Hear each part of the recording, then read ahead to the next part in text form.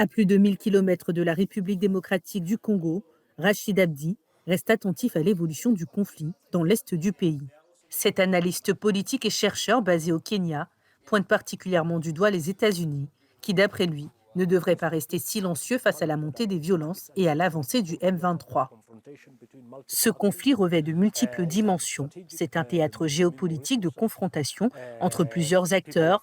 Il y a des ressources minérales stratégiques en jeu. Les gens se battent pour le butin, pour savoir qui contrôle quoi.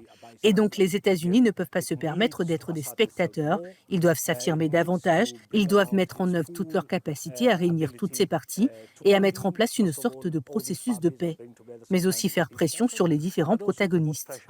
Cette mise en garde intervient alors que les rebelles du M23 ont affirmé avoir pris le contrôle de Goma, la plus grande ville de l'Est du Congo.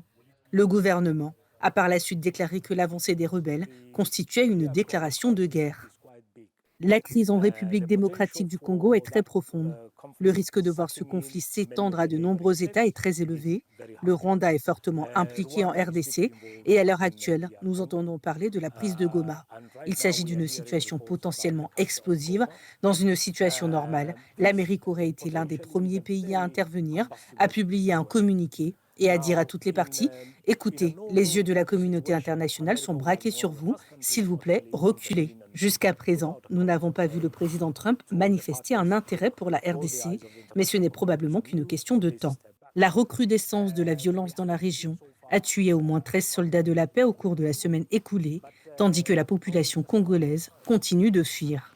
Le Conseil de sécurité des Nations unies a condamné les avancées du M23 dans une déclaration et a exhorté les rebelles à se retirer du territoire qu'ils revendiquent.